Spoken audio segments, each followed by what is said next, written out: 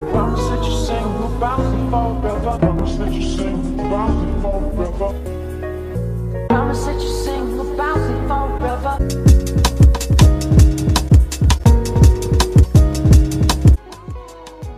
So all you would need to do is go to VIEISME.com, vieisme.com, and that's where you will find everything about Memoirs of a Forgotten Child and also what I've been up to. I do daily blogs, so it would be in the blog section. I also do YouTube videos, so it would be in the YouTube videos. And for the book, you can either go to the book, which details what's inside the book and the reason of it coming into existence. And if you already know all that because you watched all my YouTube videos, then you go to the store tab. And at the store tab is the back cover and the front cover together. And you would just click.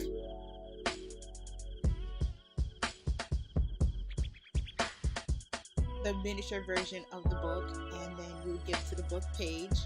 And then you would get to the cart, and all you gotta do is click add cart and proceed from there. This video has been pressing on my mind since the whole Nina Simone fiasco with Zoe Saldana playing her and how people feel about her acting skills and the requirements it takes to play such a great artist as Nina Simone, also known as the High Priestess of Soul. I was invited to Harvard to watch a documentary on Nina Simone. It's called The Amazing Nina Simone. I mean, what other title could there be for an artist such as Nina Simone? So I went, and I felt like the documentary was well written. They had quality people to talk about Nina Simone. It was her friends, it was her family, it was the closest people to her.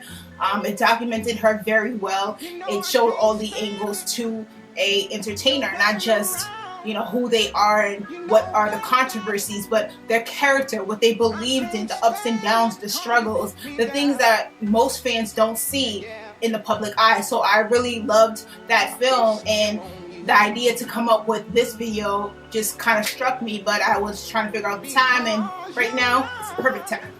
No time like the present. So let's get into it.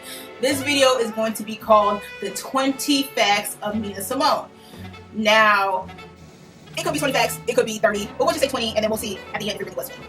Nina Simone is from Treyon, North Carolina. Her real name is Eunice Wayman. Not a lot of people know that. They really think her name is Nina Simone. And the name Nina Simone comes from when she got a gig at a bar, and she initially didn't try to sing. She only played the piano. She was classically trained in piano. She learned from the greats like Bach and Beethoven over the years, and that's how she ended up, you know, finding her purpose. But that's not initially what she wanted to do. But the bar manager was like, look, we're looking for someone who can play the piano and sing. So if you can't sing, you don't have the gig. So if you can sing or muster up a note, do that. And she did. And that's how we know the Nina Simone today. Nina comes from the Spanish word niña, which means small child in Spanish. And Simone comes from a white actress named Simone Zingaret. Nina Simone, and kind of combine those two names together, and that's how we know Nina Simone today. She also didn't want her mother to find out that she was working at a bar because she comes from a super Christian religious family, and she didn't want to disappoint her mom or have her mom look at her sideways. So that's why she needed an alias. And later on in her career, she was dubbed the High Priestess of Soul after her 11th studio album that has the same name, High Priestess of Soul. So when Nina Simone was in her early adulthood, she was given the opportunity to go to Juilliard. She was accepted. She was super excited to go to Juilliard School of Music. It's very prestigious. It's a very well-known school, especially in the performing arts. So she was ecstatic to be accepted. And she wanted to work at the Curtis Institute. That was like the top of the top. Not everybody gets in. It's very exclusive. But she felt like she had the chops to do it. And she really did, because she had the ambition, she had the skills, and she worked countless hours on the piano to master it. But unfortunately, she was rejected, and she always felt like it was because she was black that she was rejected. Shortly after that, she dropped out of Juilliard and she took on a job as being a teacher's assistant. teaching children how to play the piano.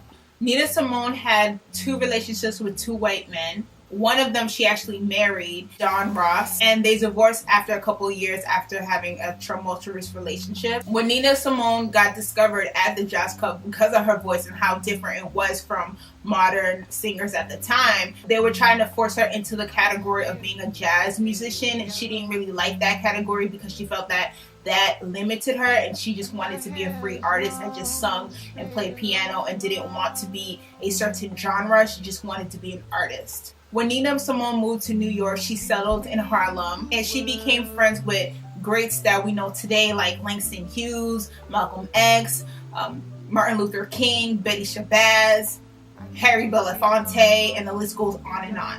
As a young woman being in the industry and also being Black, she was played a lot when it came to the royalty side, and when it came to getting her paper.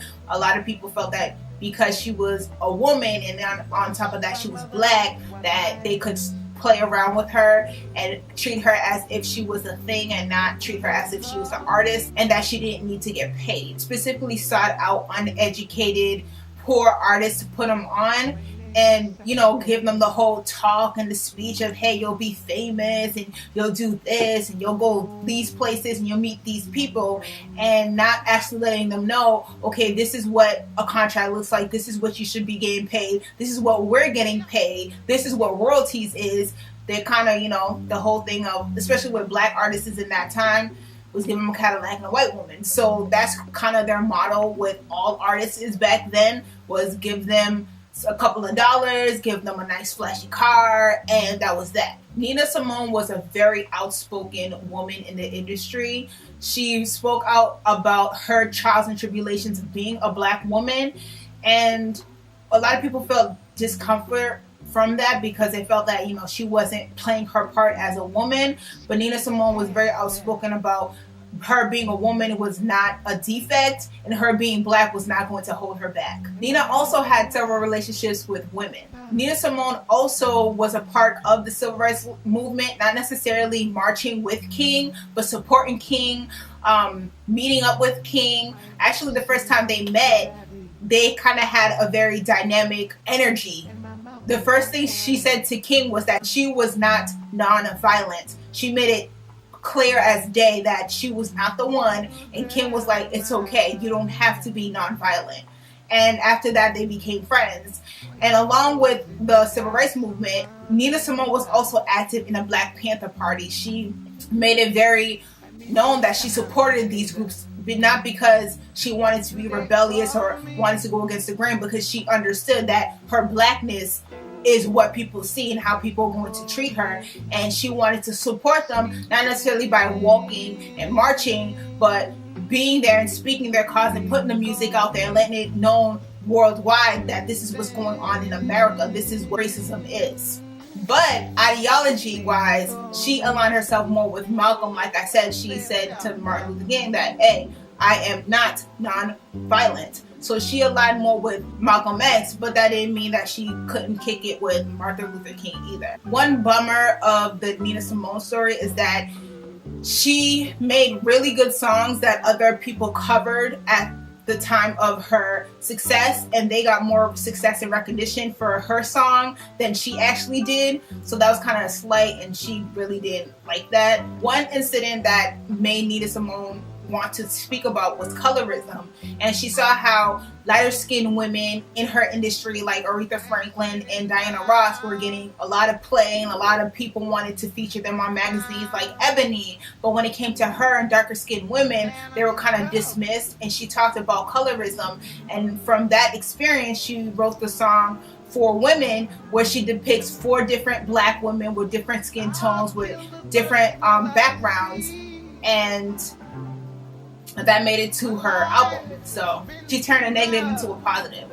Nina Simone, with a bunch of other musicians and athletes, traveled to Nigeria when it first won its independence to show support and to show, you know, Black Americans and Africans from Africa are still connected, like no water, no land was going to separate the people from each other. And from her experience traveling to Africa, it influenced her and wanted to know more about herself and also her artistic image. She started incorporating, more African wardrobes and African styles into the Nina Simone that we know today. Nina Simone also suffered a lot of physical abuse from her second husband, Andrew Stroud, who was a New York City police. Her brother, Sam Wayman, described him as being a slick talker, but he was obviously slick with his hands because he often beat her. And he is also the father of her daughter, so that was a difficult situation that she had to go through. And he also schemed his way into being her manager. Nina Simone was suffering from undiagnosed bipolar. A lot of people viewed her as being a diva, and it's just part of her glitz and glams, a part of being a celebrity, so they kind of dismissed the fact that she was suffering from mental illness, which a lot of people still to this day do, not just with celebrities, but average everyday people. People just be like, oh, they're in their feelings, oh, they're going through things, how that person is, but they don't actually look into it deeper.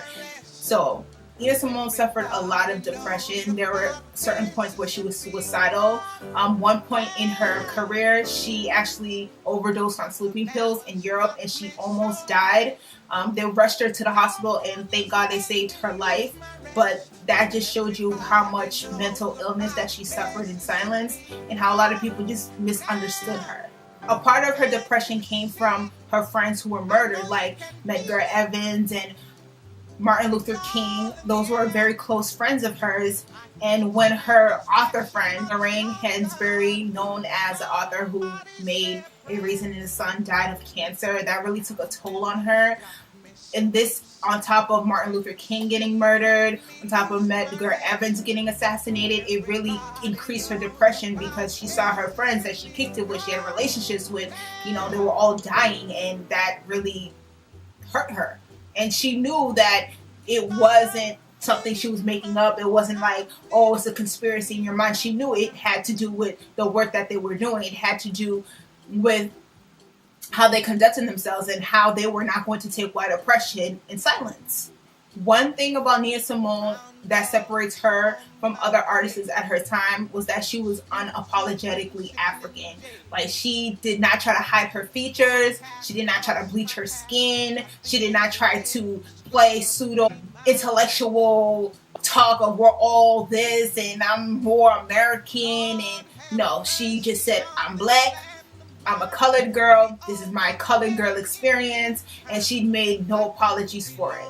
And after the church bombings in 1963 in Alabama, she actually made a song called Mississippi Goddamn about what had happened and just the experiences of Black people suffering under white supremacy in this country, just to be free, just to be treated like everybody else. Also, Nina Simone wanted to encourage the youth by telling them, you are young, Black, and gifted. And she made a song called To Be Young, Gifted, and Black. So through the repression, through the terrorism, not just by the cops and the Klan, just everyday life, and the internal conflicts of colorism, she wanted Black youth to understand that you are smart, you are pretty, you can do anything. So that's why she was motivated to make this song, To Be Young, Gifted, and Black, to give encouragement to keep on with the struggle, but don't let the struggle beat you down. Also, Nina Simone sung in different languages. One of the languages was French. Besides Martin Luther King having a file on him and Malcolm X having a file on him, Nina Simone also has a file by the FBI because she sung about liberation. So the FBI doesn't deny, but they don't confirm that they have a file on her.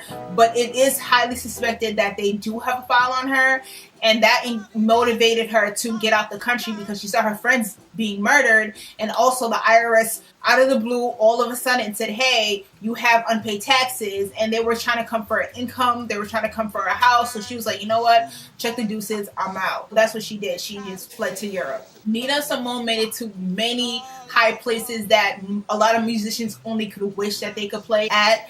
Nina Simone played at Carnegie Hall and many international venues. She was highly loved, highly respected. It was to the point where if Nina Simone like canceled the show, which she hardly did, even when her father was dying and his funeral was the same date of her concert, she actually chose to go to the concert then actually attend the funeral, but also she had kind of a tumultuous relationship with her father, but that's neither here nor there. She was the type of artist that was true to her fans, and when she unfortunately had to cancel the show, a lot of people took that personal, like, why didn't she do this to us? Like, why wasn't she going to play for us? So she took her craft very seriously, and she adored her fans as much as her fans adored her. And she also noted that if she could keep, you know, the prestige and the money but lose the fame, she would choose that. She even said something like, I would have rather been a potato picker than an artist, because a lot of people don't look into how it takes a mental toll on you to be an artist, to be so loved and to be so controversial, just being you, to be so criticized, and it really took a toll on her psychological health. It got so bad for Nina Simone and her mental that her brother actually had to force her into a mental institution. She didn't want to go, but he said that, you know, her erratic behaviors were so prevalent, and it just was 1 minute okay, next minute bad, that he thought that she had multiple personalities and it was best for her to seek professional help. So he put her there, and he also mentioned that she was in a straitjacket. Later on in Nina Simone's life, when she was elderly, she actually had a nurse called Clifton. A lot of people at first tried to make it seem like they were together, but Clifton was not into women like that, and Nina Simone just looked at him as an employee. But unfortunately, he took advantage of her being in a frail state and also being elderly, and he took advantage of her by drugging her up, which she needed her medication to be stable mentally. But too much of anything is a bad thing, and he took advantage of that.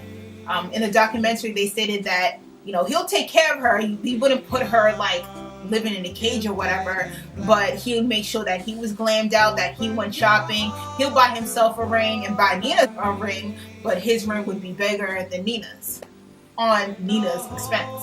In the 90s, Chanel No. 5 actually sampled a Nina Simone song, and it kind of revamped people's interest in Nina Simone, and she began touring again. And, you know, people who are already fans of hers went in the 60s and 70s kind of reintroduced their children and younger people to who Nina Simone was, and that kind of influenced a lot of people. A lot of artists today have to give so much credit to Nina Simone, because she gave them their style, she gave them their, I guess what you would call swag, she gave them those samples of her artistry. So many artists of today, not even just black artists, it's just artists in general, have a lot to pay homage to when it comes to Nina Simone. Nina's final performance song was called Here Comes the Sun, and it kind of encapsulates all of Nina Simone's, her ups, her downs, her stardom, you know, everything that there was to Nina Simone, because they understood that there wasn't a lot of time left for Nina Simone, that her time was coming to pass and, you know, transcend into the afterlife. And a lot of people felt a connection to her. That's why they went out and saw her, even when she was frail and she didn't look like what she used to. The love of her and her artistry enabled people to still come. And at that last performance, everybody in the audience started crying because that energy was so strong and powerful. Now, when Nina Simone was younger, she always said that she was going to die at 70. At 70, it was it for her. She's done. She done lived. I'm out. And actually, a couple months after her 70th birthday, she actually died. So she predicted her own death, so to speak. But I think Nina Simone truly was done. She gave everything that she had to the world. The world enjoyed it, and still to this day, the world enjoys it. And, you know, she will always be honored. She will always be missed. And we're lucky as society, it's just the human experience, that we actually had the opportunity to meet such a wonderful, impactful, loving, pro-black woman as Nina Simone. So that is my video. Hopefully you learned something. And I know this whole controversy with Zoe Saldana playing Nina Simone and how people feel, whatever they feel about it. I hope that you actually do take the time to research her and not look at the media to validate who Nina Simone was and don't depict her as this thing. Because I did see the trailer and I was just like, that's nothing compared to what I saw. The documentary I saw was very well written, very well documented. It showed her in a favorable light. It wasn't crazy. She wasn't pulling guns. She wasn't smashing bottles. Like, but whatever. What I would suggest, especially if you're a fan of Nina Simone, go get that documentary. It is called The Amazing Nina Simone. So I would check that out and get a clearer perspective of Nina Simone. And if you are a fan, you know, support. So hopefully my video educated you and helped you. Rate, comment, subscribe, tell me what you think. Are you going to see the Nina Simone movie? How did you feel about the trailer? Are you like, I'm good? Do you feel like this is a little Hollywood conspiracy to make her look crazy, to make her look bad because the trailer is just off the chain and not in a good way? And personally, let's just say, what do you think? So what do you think? Leave your comments below. Of course, as always, be blessed. And I'm out.